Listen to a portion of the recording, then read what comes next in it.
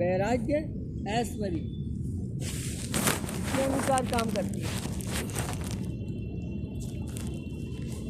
लेकिन हम धर्म की जगह अधर्म, ज्ञान की जगह अज्ञान और ऐश्वर्य की जगह अनैश्वर्य, वैराग्य की जगह अवैराग्य में रहते हैं। ये स्वतंत्रता है आपकी।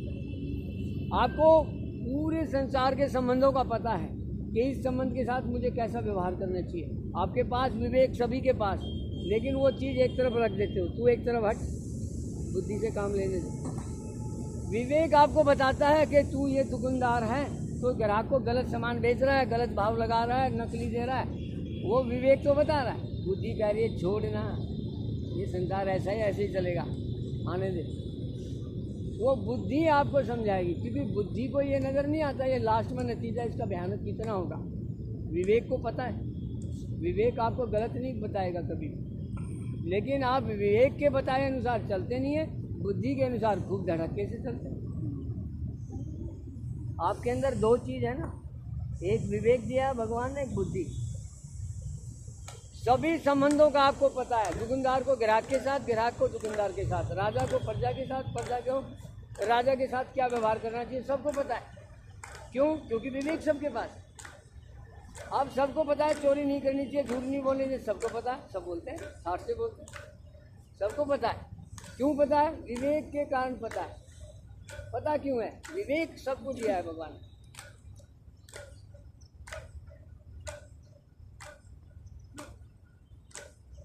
लेकिन जब जब विवेक से काम करते हो तो पुण्य कर्म होते हैं। बुद्धि से काम ज्यादातर पाप के ही होते हैं, सही नहीं होते।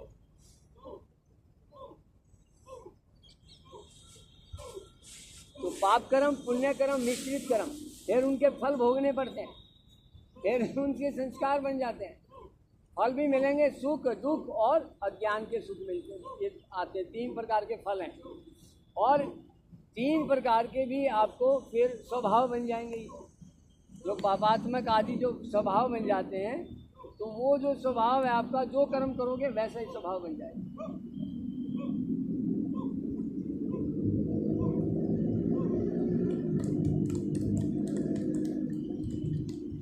स्वभाव कहो, संस्कार कहो, आदत कहो, तो उसको कर्माशय कहो, आशय कहो, वो बिल्कुल स्टोर हो जाता है आपका।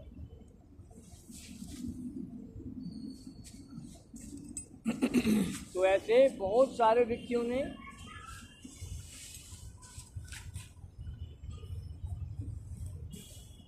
वेद अनुसार ना बता के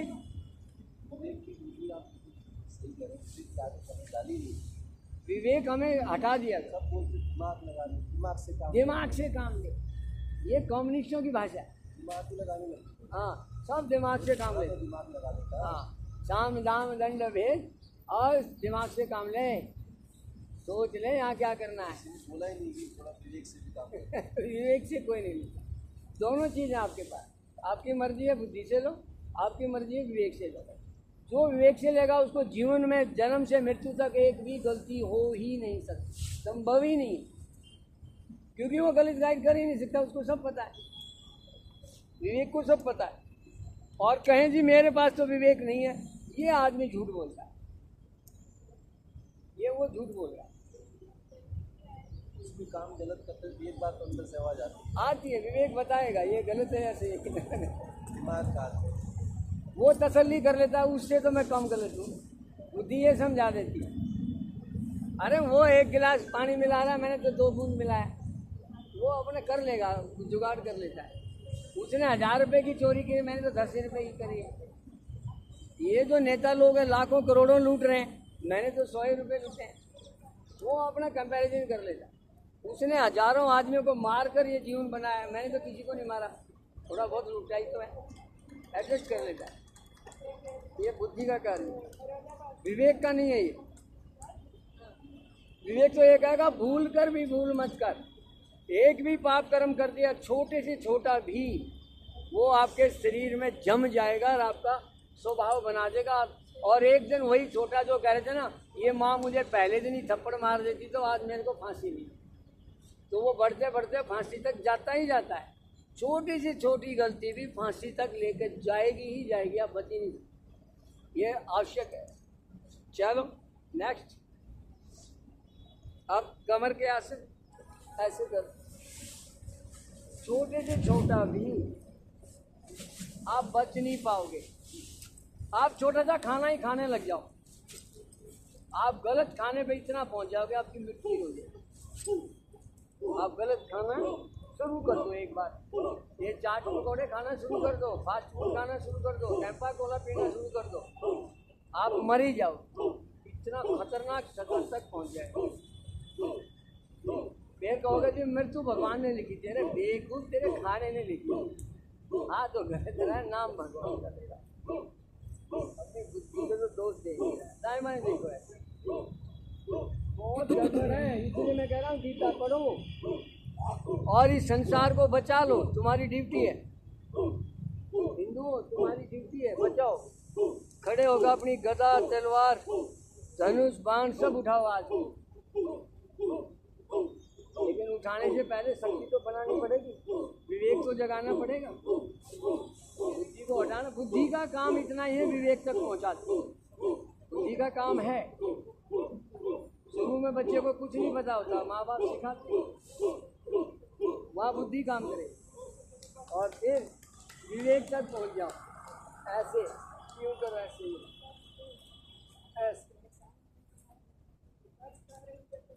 ओ ऐसे करो। अब ये जवान बच्चे ये सोच रहे हैं हम बैडमिंटन खेल के युवा रहेंगे, बड़े जल्दी इनके घुटने हाथ पैर सब जवाब दे जाएंगे। फिर कहेंगे क्या करेंगे, एज फैक्टर। इनके पास यही जवाब हो, इनके पास ये जो है एज फैक्टर है जी, 60 साल के हो गए अब तो देखो जाना ही। फिर ये इनके पास बढ़िया जवाब हो, जब हम जवान थे, जब हम बहुत खेलते, अब बूढ़े हो। ये किसने सिखाया? कम्युनिस्ट ने, हमारी गीता ने नहीं बताया ये ऐसे करो। गीता तो ये कह रही है सदा युवा थे हो रहोगे, ये है गीता का ज्ञान। और बूढ़े बीमार हो गए, और ये है विज्ञान का, इसका सबसे ज़्यादा ईसाइयों का है और कम्युनिस्ट का है।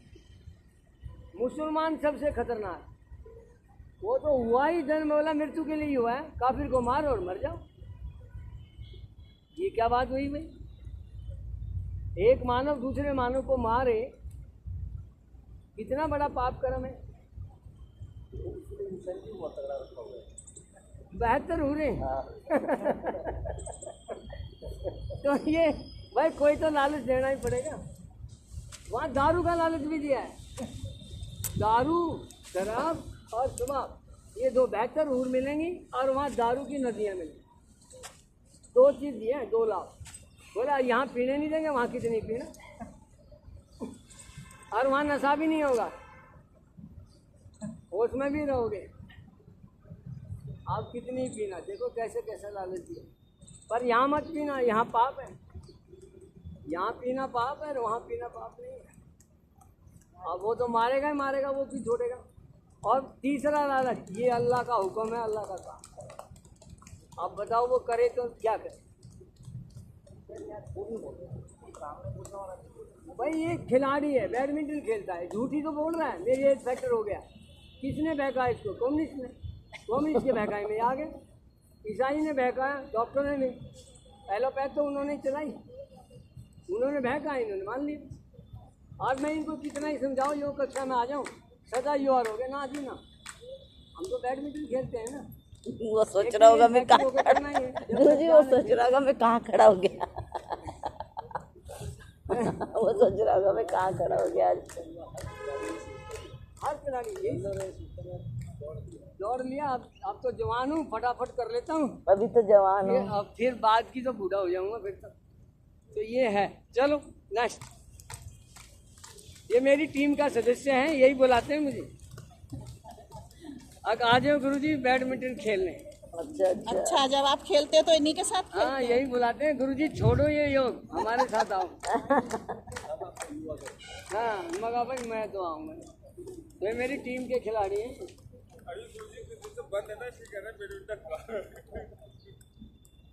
क्या कह रहे हैं? मैंने बंद कर दिया। तो इसलिए कह रहा हूँ, देख लो। अब ये कोई ना कोई पॉइंट इसका भी लिया है। ऐसे क्यों? मैंने बंद कर दिया बैडमिंटन, भाई मैं नहीं जाऊँगा। भाई मैं इस टाइम योग सिखाता हूँ, इस टाइम तुम जाते हो बैडमिंटन, तो गड़बड़ हो जाएगी। मेरा योग बहुत बड़ी चीज़ है, बैडमिंटन से बड़ी चीज़ है। बैडमिंटन के कारण मेरा योग ना हो तो मैं बैडमिंटन को छोड़ूंगा और योग को प्रेफरेंस दूंगा, क्योंकि योग मुझे सदा जवान रखेगा। अर्थात यूं कहें, मैं सदा खेल पाऊंगा यदि मैं योग करता हूँ, और मैं सदा खेल रहा हूँ तो योग नहीं कर पाऊंगा। एक दिन ऐसा आए।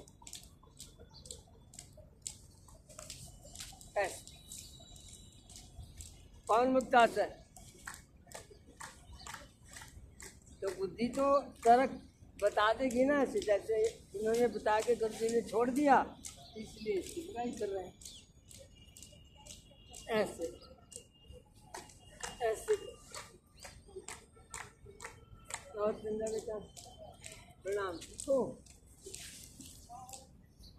ऐसे करना, यहाँ तो कम से कम करने के लिए आया करो, थोड़ा बहुत तो करो। वॉकिंग कर रहा, 4 राउंड लगाया सोसाइटी का। सोसाइटी के 4 राउंड, तो माता पिता को बुला लो, घर में उनके 4 योग राउंड के लगा लिए दिया मत करो। बोलो, नहीं, मुझे बात अपने मिल जाएगी। बिजनेस के हिसाब से आगे।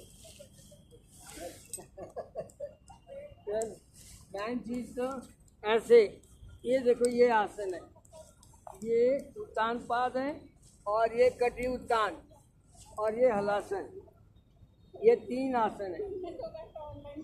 ऐसे ये 3 आसन कर लो, ऐसे ऐसे यूं, ऐसे करो, ऐसे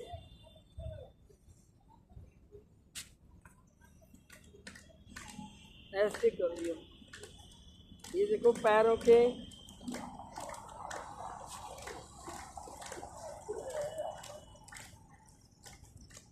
अब संध्या भी देखो योग में एक बार नहीं अनेक बार आई है, योग किया है, ये योग के बारे में जानती है।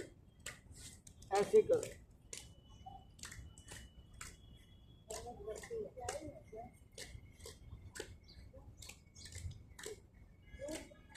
ऐसे, और फिर पादवृत आसन करो, पादवृत आसन। लेकिन इतना करते हुए भी इसको सारा ज्ञान होते हुए, जैसे हमारे और साथी गए, ऐसे ही ये संध्या भी गई। अब इसको वो सैर दौड़ आदि ये अच्छे लगेंगे, जैसे उनको डांस अच्छा लगा, इनको 4 चक्कर अच्छे लग रहे हैं। क्यों? क्योंकि स्थापित व्यक्ति, डॉक्टरों ने बताया। नहीं, डॉक्टर योगा के लिए बोले हुए हैं, ऐसा नहीं है। डॉक्टरों ने बोला है। हाँ, 4-5 स्टेप दिया होगा। अच्छा, मैंने बताया था ना, मैं कर दी, आपने भी वही भेजा है ना। अच्छा, जो कमर के जो आप पूछ रहे थे। नहीं, दोनों डॉक्टर ने बोला है, आपके पास राइट काट। अच्छा, योगा आप तो योगा के बारे में सारा जानती हैं, हाँ, मैं 2 साल कंटिन्यू सब पता है, लेकिन हम योगा से क्यों नहीं जुड़ पा रहे, आप बताइए, ताकि वो अन्य लोगों को भी बताया जाए। आप बताइए कि मैं क्यों नहीं जुड़ पा रही, जबकि ये सबसे उत्तम कार्य है। मैं शहर में क्यों जा रही हूँ, यहाँ क्यों नहीं आ? अगर मैं डॉक्टर ने भी बता दिया। मैं आपकी हूँ तो मैं सारे स्टेप नहीं कर पाऊँगी, कुछ ही नहीं कर। ये तो ये भी नहीं कर पाते मेरे जितना, मैं भी नहीं कर पाता बाबा जितना। वो कई बार हाथों में जब मैं भी नहीं कर पाता, फिर भी हम कर रहे हैं।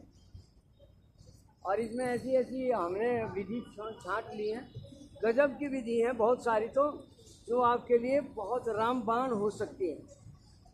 जो नहीं हो सकता उसको छोड़ दो, जो हो सकता है वही करो, उसी से बात बन जाए। मैं तो कह रहा हूँ दिन भर पॉस्चर का ध्यान कर लो, आप उसी से ठीक हो जाओ। पॉस्चर का ध्यान कर लो, इसमें तो कोई ऐसी बात नहीं है कि भाई कोई नहीं किया जाएगा। भाई सारे स्टेप मेरे बस के नहीं, आप एक स्टेप कर लो, ना ठीक हो तो बताना। बस की नहीं करने को तो मैं कर, प्रॉब्लम हो जाती है। प्रॉब्लम वाला तो करना ही गलत, प्रॉब्लम वाली बात तो करना ही बहुत ही अपोजिट बात है ना। वो तो कोई कह नहीं सकता, मैं भी नहीं कह सकता जी नहीं अपोजिट हो, आप मरो चाहे जियो, लेकिन करना पड़ेगा भैया। ये क्या बात हुई?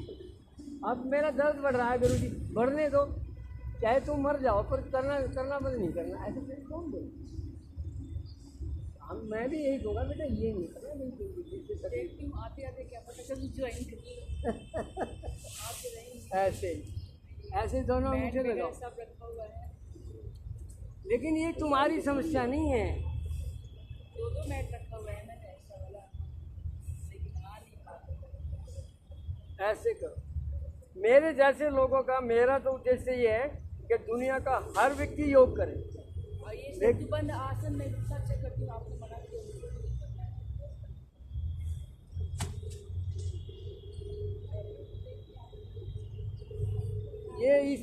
ये करने से आपको कोई ज़्यादा नुकसान नहीं होने वाला, इससे तो आपको लाभ ही होगा, आप कर सकते हैं। मैंने इसलिए किया था कि दर्द ज़्यादा है तो अभी रुक जाओ। हाँ, अभी दर्द ज़्यादा है तो पहले थोड़ा थोड़ा करो। कभी बढ़ जा रहा है, मुझे लग रहा है कि मैं गलत स्टेप करती हूँ। आप ये देखो, अगर ऐसा करने से आपका दर्द बढ़ता है या घटता है? अगर इसके करने से आपका दर्द कम हो रहा है तो जरूर करो, कोई भी आसन। ये चक्कर आसन है, करो अगर आपको लाभ हो रहा है, हानि हो रही है तो बस करो। इतनी बात है, इसमें ये नहीं है। कई बार हमें शक्ति नहीं होती या विधि नहीं होती, कर नहीं पाते, वो एक अलग बात है।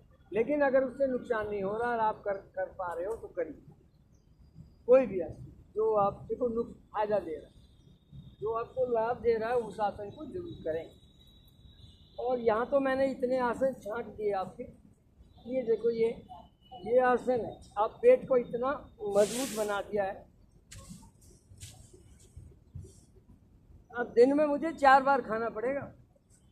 अब शरीर इतनी डिमांड कर देगा कि पेट इतना मजबूत होता जा रहा है कि 4 बार खाना खाना पड़ेगा।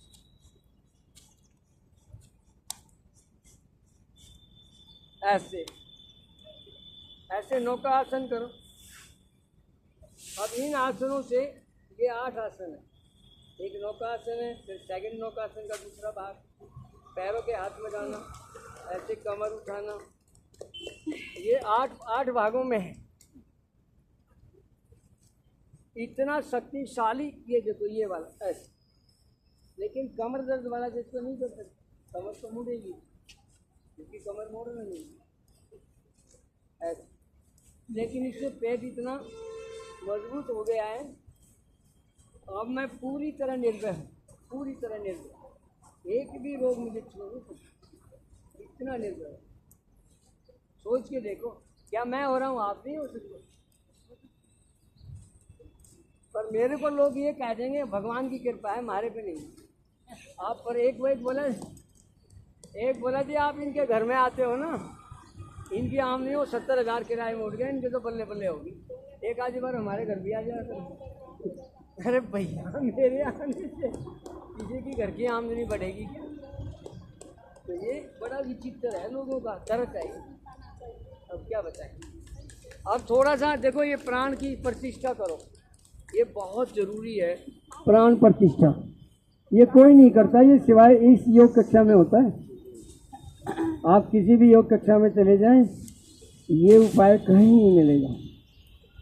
और आपने दिन भर सांसों का ध्यान, वो भी प्राण प्रतिष्ठा है। और सोते समय या उठे तब एक बार ये बार बार ये प्राण प्रतिष्ठा कर लिया करो। ये आसन तो आसान है, इसको तो सभी कर सकते हैं। सबसे बढ़िया आसन है, आंखें बंद करो, सांसों पे ध्यान लगाओ और फिर धीरे धीरे अपने मन के द्वारा पूरे शरीर को मन के द्वारा प्राण की प्रतिष्ठा करो कि मेरे अंगूठे उंगलियों में पैरों के प्राण की प्रतिष्ठा मैं कर रहा हूँ मन के द्वारा। ऐसे ही आगे बढ़ो, मेरे पैरों का तलवा, एडी, मेरा टखना, उसमें भी प्राण भर रहा है। ऐसे ही मेरी पिंडलियाँ, मेरे घुटने बड़े जल्दी जाते हैं तो घुटनों में थोड़ा ज़्यादा ध्यान करें। मेरे दोनों घुटनों में प्राण स्थापित हो रहा है। मेरी थाई, मेरे कूल्हे, मेरी कमर। जिनको कमर का दर्द है वो कमर में सबसे ज़्यादा करें, सिर्फ डिस्क से लेकर पूरा सर्वाइकल तक। पूरी कमर को मन के द्वारा निहारें और उसमें प्राण की स्थापना करें। ऐसे ही मेरे कंधे, कोहनी, कलाइयाँ, हथेलियाँ, दोनों हाथों के अंगूठे उंगलियों में प्राण की प्रतिष्ठा करें। ऐसे ही सभी ऑर्गन्स, पेट के, लीवर, किडनी, आंत, अमाशय, सभी में प्राण की स्थापना करें। ये प्राणी अग्नि है, प्राणी माता पिता बंधु सखा, प्राणी आचार्य, प्राणी गुरु है, प्राणी परमपिता परमात्मा है। प्राणी हमारे सारे भोजन को स्वीकार करता है और प्राणी सारे शरीर की अग्नियों को प्रज्वलित करता है और प्राणी सभी मलों को बाहर निकालता है और प्राणी सभी धातुओं को स्थापित करने में, हटाने में मदद करता है। स्थिति बनाने में, प्रलय करने में और उत्पत्ति करने में प्राण ही हमारा मूल रूप से सहयोगी है। तो आगे हृदय में प्राण को स्थापित करें, ऐसे ही अपने लंग्स में, फिर ऐसे ही गला, मुखमंडल, आंखें, नासिका, कान, मुख, माथा और सिर, ऐसे एडी से चोटी तक प्राण की स्थापना करें। अब दोनों हाथ ऊपर उठाएं, अकेले आपस में रगड़े, गर्म करें। गर्म तेलों से हाथों की सिंचाई करें। धीरे धीरे आंखें खोलें, फिर हाथों को देखते हुए फिर बाईं करवट लेकर बैठ जाएं।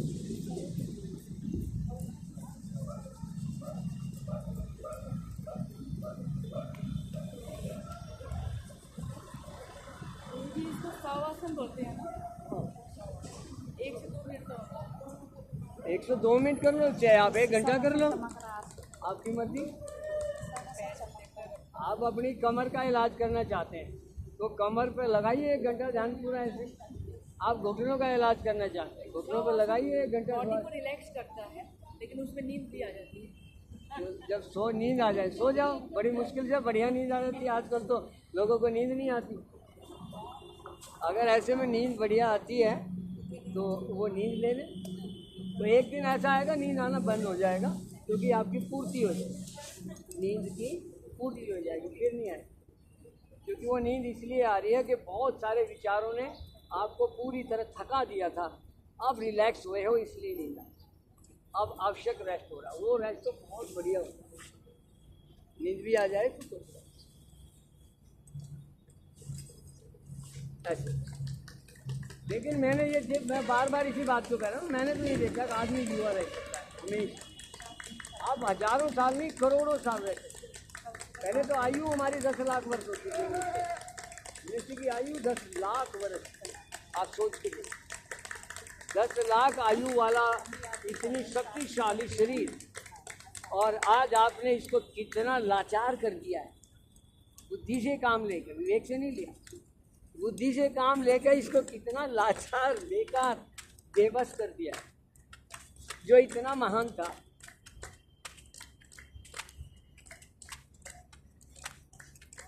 अगर आप कुंडली शक्ति जगाकर हो ना तो आपकी कोई हत्या भी नहीं कर सकता। आप 3 तत्वों में स्थापित हो जाएंगे, आकाश, वायु, अग्नि में, और सदा रहोगे। आपको कोई मार ही नहीं सकता। वो कहते हैं ना, हिरण्यकश्यप ने ऐसा वरदान लिया, ये वरदान आपको दे के भेज रखा। आप अपनी कुंडली जगाइए और फिर आपको कोई मार ही नहीं सकता, सदा अमर हो जाओ। कर्ण बनना चाहते हो बन जाओ, ऐसे करो। आप अमर बनना चाहते हो, यहाँ रहो, क्या तुम 25 करोड़ रहो, क्या हजारों करोड़ रहो, तुम्हारा अस्तित्व है ही हमेशा तक के लिए। हमेशा आपका अस्तित्व बना रह सकता है। ऐसे पूरा ऐसे पैर में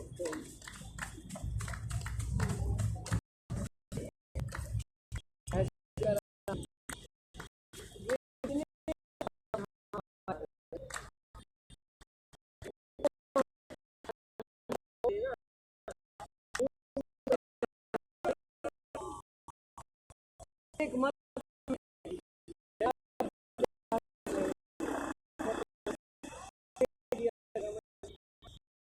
आ रहे मत वो, और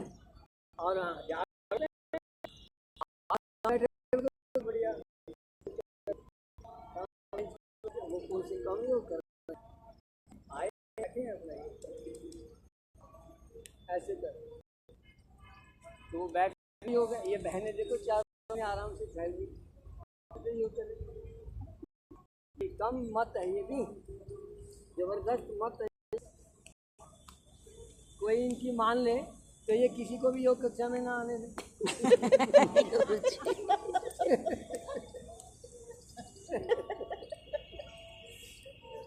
आदमी मतलब अपनी अपनी फ्रीडम सोचता है कि हमें कैसे रहना है, नहीं, जो काम ज्यादा आसान लगता है वही करेगा इंसान। बंधना नहीं चाहता है। अब ये काम ऐसा बंध गए इस काम में, बंधन। अब उसमें सब बातें भी हो रही है, मस्ती भी हो रही है, घूम भी चुगली करो बैठ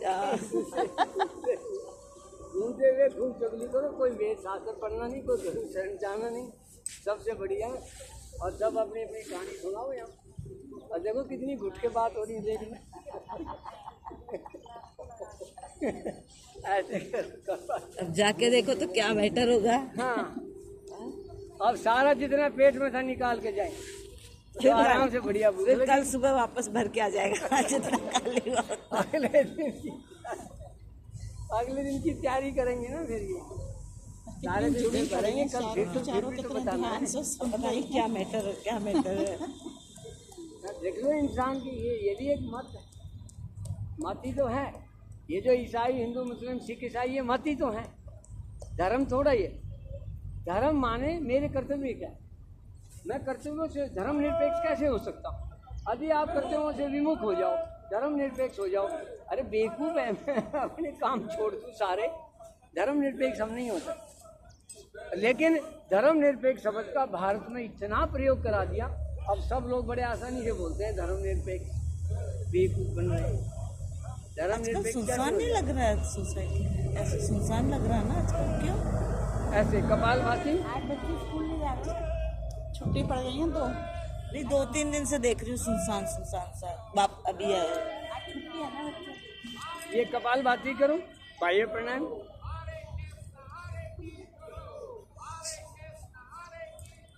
अब मैंने बताया ना, देखो प्रोस्टेट ठीक होता है जो आसन होते हैं हमारे और मालिश करने से। पायु उपस्थ के बीच में मात्र 3 उंगल जगह होती है और साइड से मालिश करते हैं, उंगली ऐसे लगा के। जब नीचे उंगली से और अंगूठे से मालिश होती है, दोनों हिस्सों की, जो पायु उपस्थ के बीच की भी साइड की भी, दोनों की मालिश होती है, तब जाके प्रोस्टेट और वहाँ का हमारे चक्र शक्तियों का उद्भव होता है। वो जागते हैं, मूल आधार शक्तियाँ, जिसमें चक्र शक्तियाँ भी हैं और प्रोस्टेट भी है। और उसके बाद ये हमारे आसन है, जिसमें तीसरा आसन मरकट आसन का है, और जो हम ताली बजाते हैं पैरों से वो आसन है, और जो दोनों पाद अंगुष्ठानासन स्पर्श आसन है, बटरफ्लाई है, इनसे प्रोस्टेट ठीक होता है। अब ये इसके मैं आसन बताऊंगा तभी। और ये जो कपालभाति करके, और जो तुम ये बाह्य प्राणायाम कर रहे हो, कपालभाति, बाह्य प्राणायाम, अग्निसार, इनसे आपकी कुंडलिनी शक्ति जागृत होती है। और सुषुम्ना, तेज गति से सांस लेने से, कपालभाति से। और नीचे भी सुरा, एक उसका मुख नीचे होता है, एक ऊपर होता है। नीचे से तो मन के द्वारा ही जा सकता है, लेकिन ये जो स्वर है यहाँ से खुल सकता है। तेज गति से सांस लोगे, सुषुम्ना, यहाँ से प्राण चला जाएगा।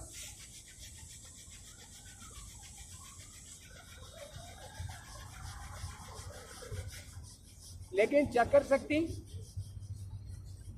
और प्रोस्टेट शक्ति नीचे से, और कुंडलिनी शक्ति नाभि से जागृत होगी 3 बंद लगाने से। तो ये 4 शक्तियाँ आपके पास हैं, बिना इनके आप युवा नहीं रह सकते।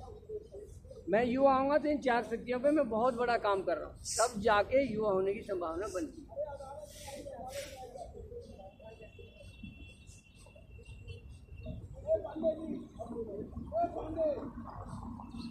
वो बहुत बड़ी बड़ी शक्तियाँ आपको दे के भेज रखा है, और आप वरदान मांगते रहते हो भगवान से, ये वरदान दे दो।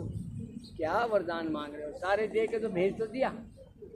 मेरे पास कुछ नहीं बचा। एक माता पिता सब कुछ दे दे और फिर भी उसकी तलाशी ले, कुछ और दे दे, जेब जाब में कुछ बचा रहा हो तो बोला भाई खाली जेब है, राहुल गांधी की तरह बेशक देख लो।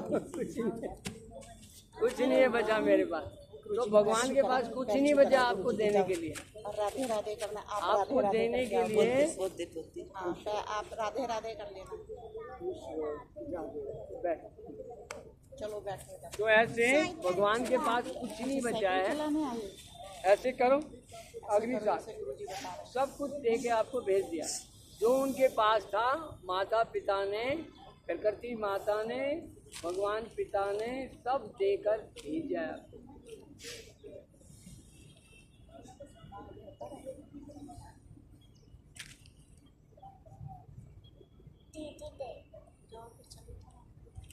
और फिर भी मांगते रहते हैं तो वो बेचारा हंसता ही होगा, बोला भाई ऐसे मूर्खों से पाला पड़ा है, अभी भी मांगते ही जा रहे, मांगते ही जा रहे, ऊपर से नीचे दबाओ। मेरे पास कुछ बचा नहीं और ये मांगते जा रहे हैं ऊपर से नीचे।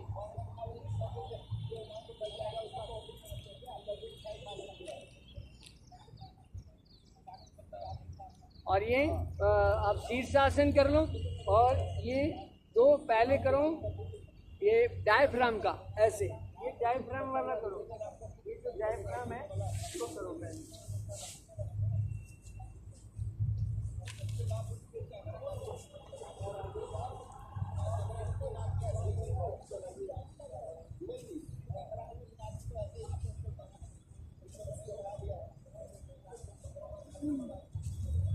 ऐसे अब 1 मिनट का शीर्षासन कर लो ऐसे।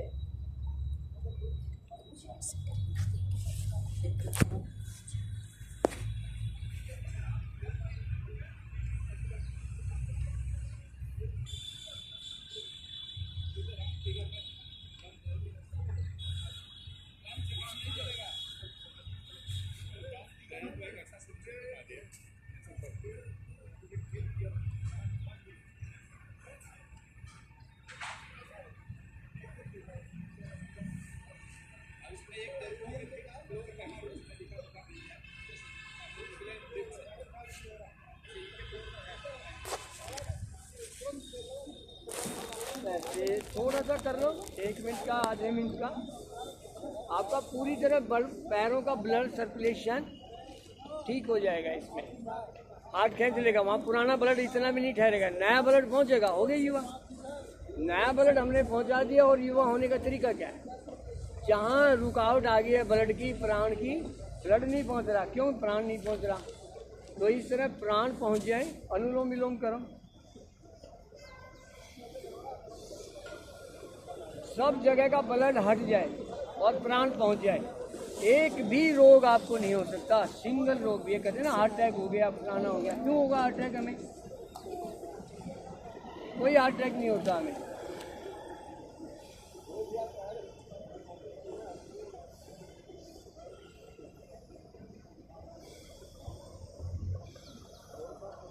ऐसे तेज या सहज गति से करो।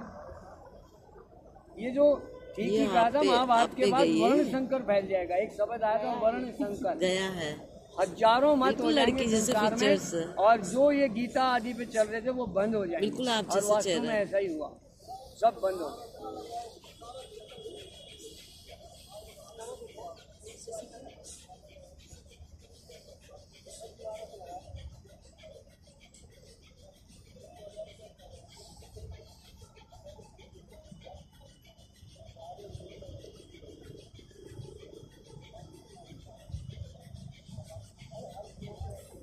ऐसे वर्ण संकर फैलने के कारण गीता पढ़ना, वेद पढ़ना बंद हो जाएगा। वर्ण संकर, वर्ण संकर का मतलब है कि हम जो है ना किसी अन्य के मत मानने लग जाएंगे। अब जैसे पाकिस्तान में आया, एक पढ़ी लिखी बेटी थी जो मास्टर का नौकरी कर रही थी, हिंदू बेटी थी, रिक्शा वाले मुसलमान से शादी कर दी जबरदस्ती। अब उन दोनों के जो बच्चे होंगे वो मुसलमान उसको होने देगा, हिंदू बनने देगा उन बच्चों को? नहीं। उन बच्चों को वही शिक्षा देगा, मुर्गा काटने की, फलानी सिकड़ी। तो वर्ण संकर फैल गया, वेद पाठन खत्म। ये सारे ईसाई, मुस्लिम, सिख, बौद्ध जितने बने सब पाठन बंद हो गया। जो हिंदू बच्चे बोले इनका नाश कैसे करें? इनका नाश करने के लिए तुम्हें तरह तरह की वेद से हटा के पूजा पत्तियों में लगा दिया। उधर मंदिरों में लगा दिया उल्टी सीधी पूजा। मंदिरों की पूजा भी ठीक है, पेट की पूजा भी ठीक है, जल की पूजा भी ठीक है, लेकिन कब? जब पूरे इसको ब्रह्मांड को तुम भगवान का रूप मानो तब। अब तुम्हें अलग अलग भागों में बांट दिया। वाल्मीकि ये करेंगे, चमार ये करेंगे, चूड़े ये करेंगे, जाट ये करेंगे, नाई ये करेंगे, ब्राह्मण ये करेंगे, सबको अलग अलग में बांट दिया तरह तरह की पूजाओं में। भगवान को एक नहीं बताया गया। जो एक हमारा बताता था ना, एक, उसको अनेक भागों में बांट के, जातियों में और ऐसी परंपराओं में बांट के आपको टुकड़े टुकड़े कर। आप जिंदगी में कभी भी एक हिंदू एक नहीं हो सकता। आपको इतने भागों में बांट दिया, आपको पता भी नहीं लगा आप बटे का कैसे बने। तो ये मतलब है। तो आप बहुत खतरनाक स्थिति में पहुंच चुके हैं, बहुत खतरनाक। अपने मूल से जुड़ो, मूल से नहीं जुड़ोगे। वर्ण संकर का मतलब यही है। कोई किसी से भी शादी करेगा, अरे इसमें गुण कर्म स्वभाव मिला के करो ना बच्चों का। ना गुण मिल रहे, ना कर्म मिल रहे, ना स्वभाव मिल रहा है, जबरदस्ती रिक्शा वाले के चल तेरी शादी कर दी, भाग यहाँ। अब बताओ, ये बहुत बड़ी विकृति है। तो ऐसे ही हो रहा है संसार में। तो ऐसे हमने बिरामरी किया। अब आपको बिरामरी करो एक बार, बिरामरी।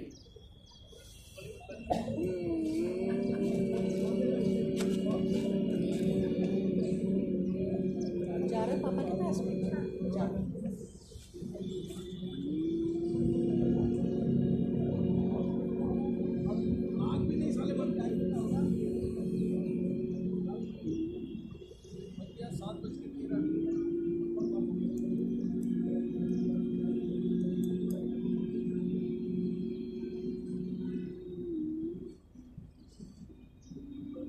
अब मुख से ओम का उच्चारण करें।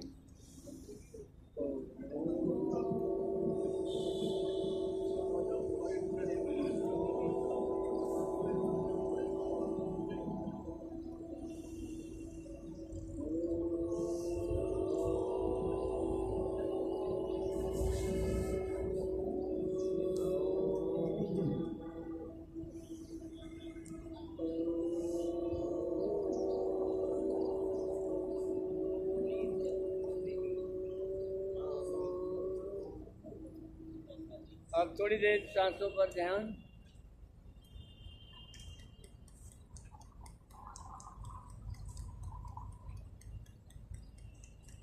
अब दोनों हाथ ऊपर उठाएं, हथेलियां रगड़े, गर्म करें। गर्म हथेलियों से आंखों की सिकाई करें। धीरे धीरे आंखें खोलें।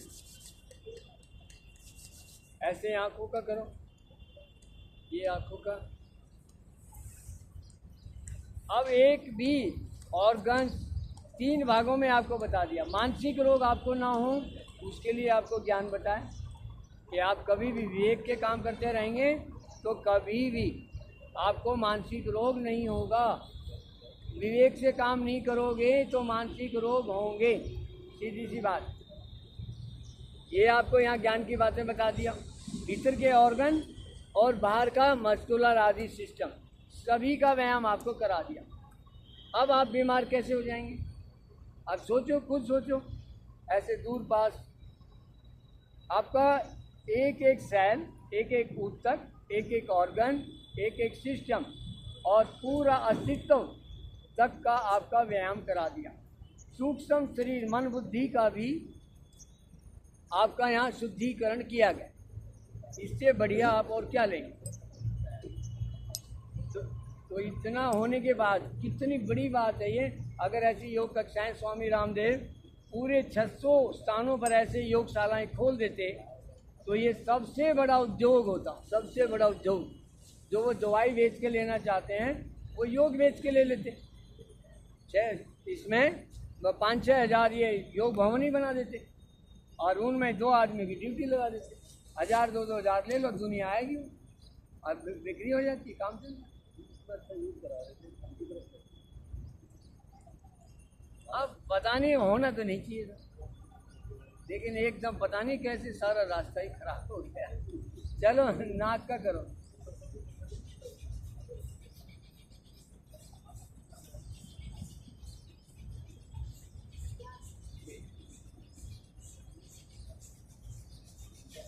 असल में जो इन 5 आदमियों ने उनको धोखा दिया उसके बाद वो मोड़ आ गए।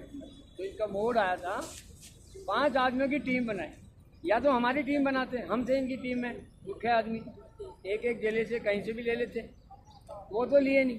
इन्होंने सोचा ये फेमस नहीं है, 5 फेमस बढ़िया बढ़िया व्यक्ति छांटता हूँ भारत में से। छांटे भी कौन कौन? मेरे दुराचारी व्यभाचारी। नंबर 1 स्वामी अग्निवेश छांटे।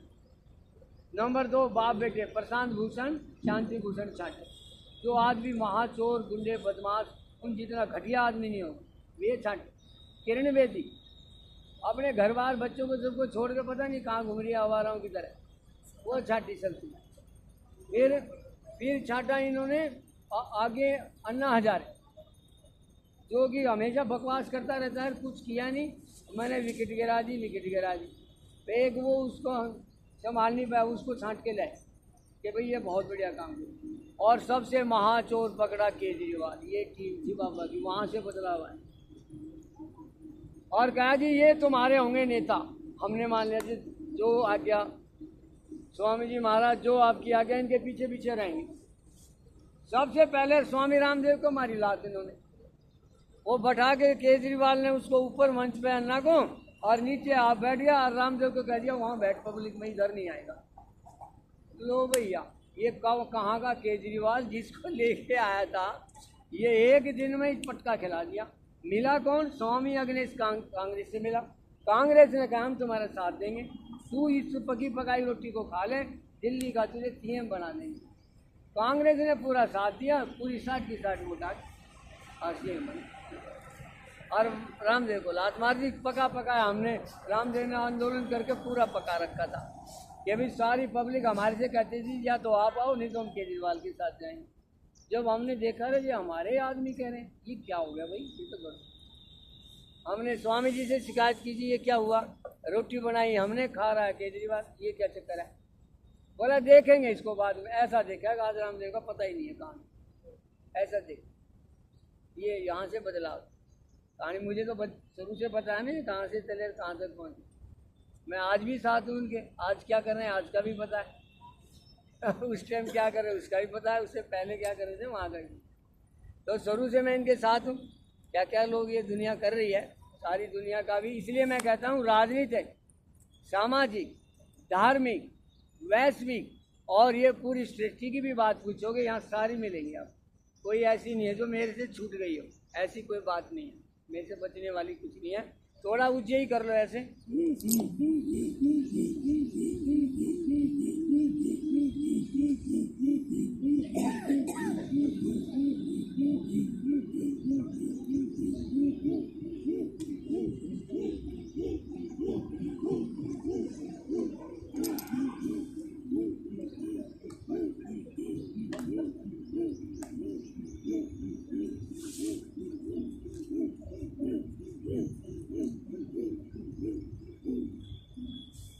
जैसे राजनीति में भी यही होगा, थोड़ा श्वास नली का कर लें। जैसे यहाँ व्यायाम लोग बता रहे हैं ये व्यायाम ठीक है, ये व्यायाम ठीक है, ये व्यायाम ठीक है। कम्युनिस्ट बता रहे हैं कि भैया बस शरीर को ठीक रख लो और कुछ भी करो, इतना ही जीवन है, आगे जीवन नहीं होता।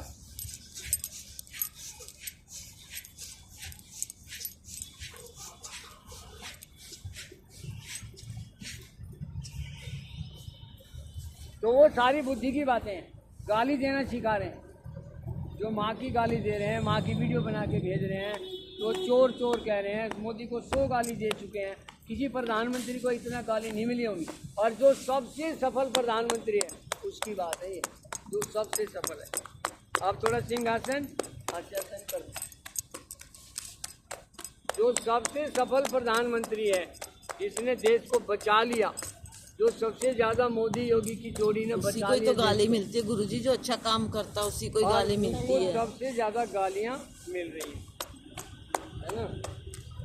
तो ये हाल है इस संसार का, आप इसको खूब अच्छे से समझ लें। चलो